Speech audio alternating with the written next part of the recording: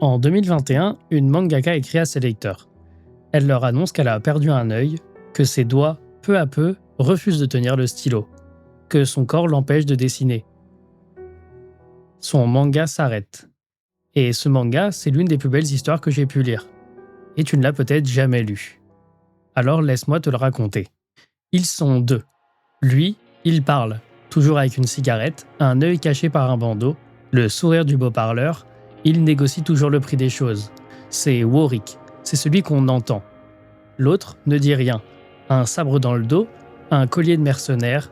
Il regarde toujours attentivement mais n'entend rien. C'est Nicolas, celui qu'on craint. Quand Warwick négocie, Nicolas attend. Et si la négociation tourne mal, ce qui est souvent le cas, Nicolas entre en scène. La parole et le sabre, l'un ne va pas sans l'autre. Ils sont tout ce qu'il leur reste, eux deux, et un métier que perd Ergas Tulum, celui de handyman. Ce sont des hommes à tout faire, que ce soit légal ou pas. Régler ce que ni la mafia ni les flics ne veulent faire.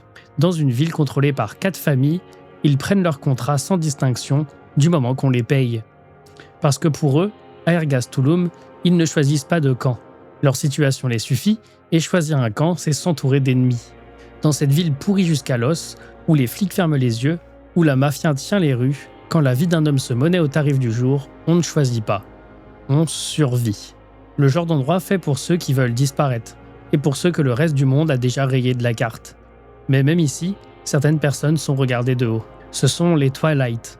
Ce sont des personnes plus rapides, plus fortes que n'importe quel humain. Et pour qu'on les identifie, ils ont été classés, numérotés avec une plaque pendue à leur cou comme du bétail. Ce ne sont plus des hommes, ce sont des armes qu'on tolère car elles restent utiles. Et ce type muet, celui qu'on craint dans toute la ville, ce Nicholas Brown, en est un. C'est même l'arme la plus efficace d'Ergas Tulum, vue comme un déchet par la plupart de la ville qu'il protège, sauf par Warwick. Et puis un jour, un contrat avec la police tourne autrement que prévu. Warwick et Nicolas en ressortent avec quelque chose qu'ils n'étaient pas venus chercher. Une femme, Alex, une jeune femme brisée par la ville. Elle n'a ni la force de Nicolas, ni le bagout de Warwick, juste le poids de ce qu'elle a vécu. Et c'est par ses yeux à elle qu'on découvre vraiment Ergas Tulum. Ce qui l'amène jusqu'à eux, je te le laisse le découvrir. Mais ces deux hommes seuls au monde, ça, c'est du passé. Et puis un jour, tout ça s'est arrêté.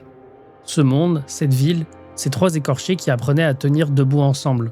D'un coup, plus rien. Pas un final, pas une conclusion, un chapitre, et puis le silence.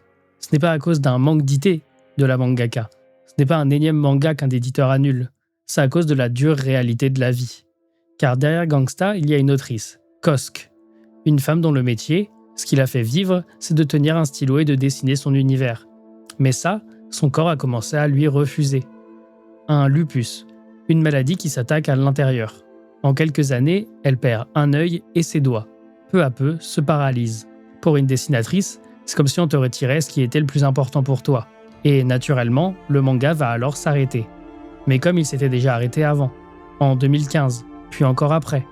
En 15 ans d'existence, le manga n'a eu que 56 chapitres, 8 tomes d'une histoire qui semblait prometteuse et qui ne voulait que se battre pour exister, à l'instar d'un habitant d'Ergas Tulum. Mais en décembre 2020, paraît le 56e chapitre. Et après ça, plus rien. Gangsta devient plus qu'un manga qui prend la poussière et qu'on oublie, comme tant d'œuvres avant lui. Les fans attendent, mais rien n'est annoncé. Et ça pendant 1 an, 2 ans, 3, et rien. Mais 5 ans plus tard, en avril 2026, un message tombe. Gangsta revient avec le chapitre 57. Pas pour tout de suite, ce sera en juillet, mais Gangsta revient. Ce n'est pas un retour triomphal. Kosk prévient, sa maladie est toujours là, mais elle l'avait dit qu'elle le finirait ce manga.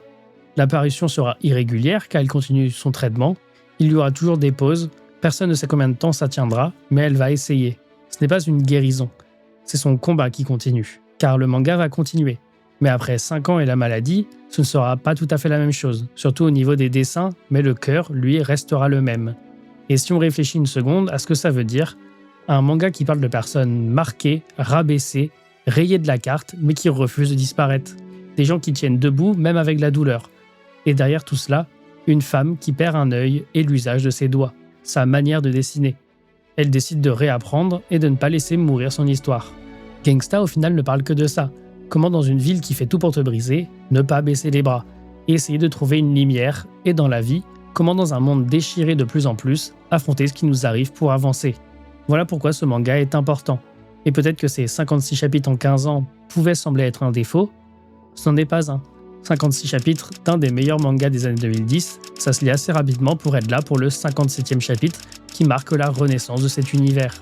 Après plus de 5 ans, certaines personnes vont revoir Ergastulum et tu peux en faire partie. Car Ergastulum brise les corps, la vie brise les artistes, mais certaines histoires refusent de s'éteindre.